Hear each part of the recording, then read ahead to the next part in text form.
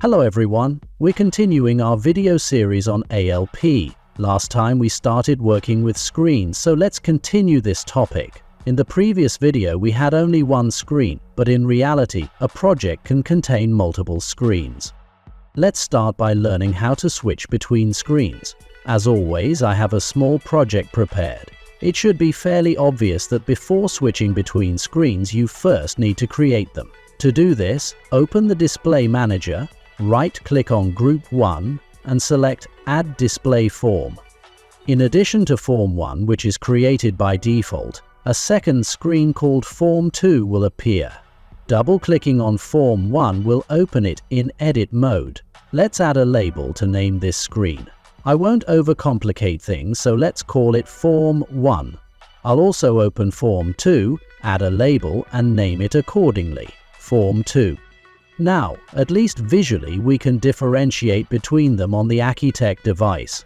To configure screen transitions, go to Display Manager, right-click on Group 1 and select Edit Group. A screen structure tree will appear, showing transitions between the screens. To create a transition, select Form 1 and navigate to its properties. Find the line labeled as Jump. Since no transitions have been created yet, it currently says No. Click on it, and then select the button with 3 dots. A transition settings window will appear. Here we choose which screen we want to jump to. Since we are currently on Form 1, we'll jump to Form 2. Next, we define the jump conditions. There are 2 options. First, device events, such as pressing a button or a combination of buttons. And second, variable value changes, meaning the transition occurs when a variable reaches a certain value.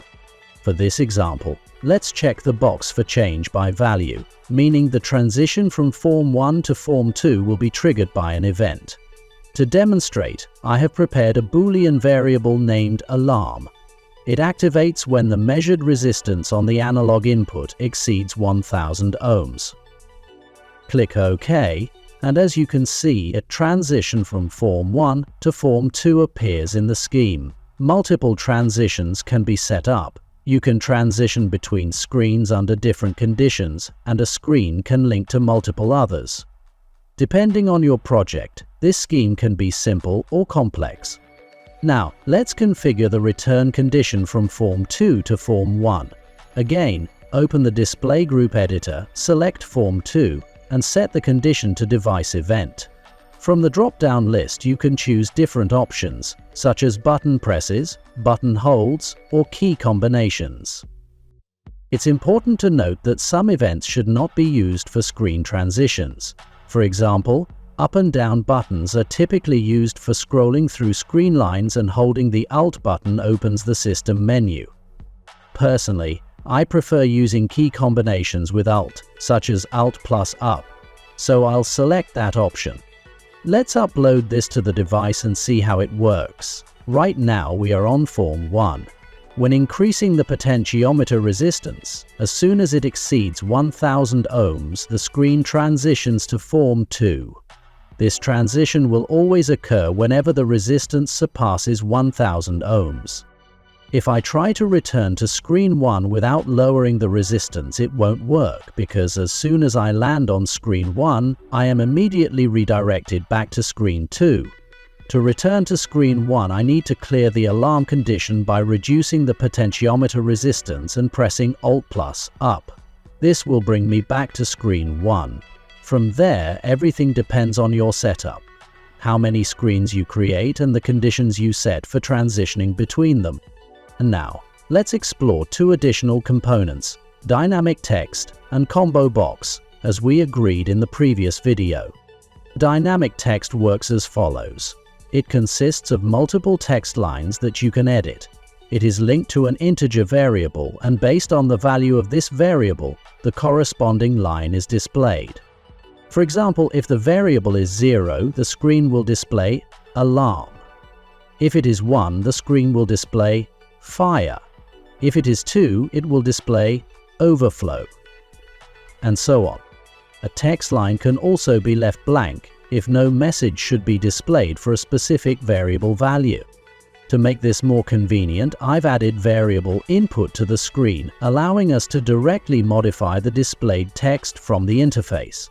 Typically, dynamic text is used to display object status messages, operating modes, or alarm notifications. The combo box operates similarly to dynamic text in terms of settings. It also has multiple text lines that you can edit. It is linked to an integer variable. However, it functions in reverse. Instead of displaying text based on a variable, you select a text option and the variable stores the corresponding number. For example, selecting cold start sets the variable to 0, selecting operation sets it to 2, selecting stop sets it to 3, selecting flush sets it to 4, and so on. You can add as many options as needed. To demonstrate, I also added an output display for this variable. Let's upload everything to the device and test it. Currently, the variable linked to dynamic text is 0, so the screen displays alarm.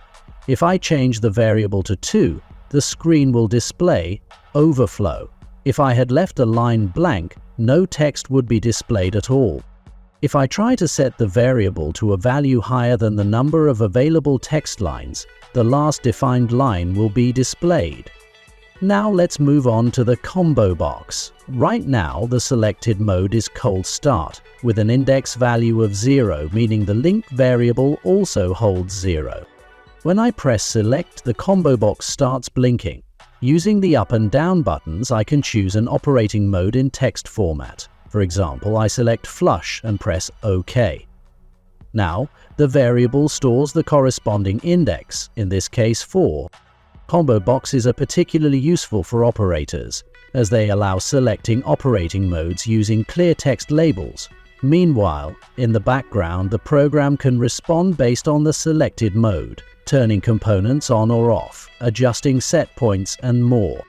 I think we've covered enough information for today. Don't hesitate to test out this exciting functionality, and let us know in the comments if it helped you. Good luck, and stay tuned. We have a lot of exciting content coming up next. Be sure to check our website, and of course, subscribe to our channel. See you next time.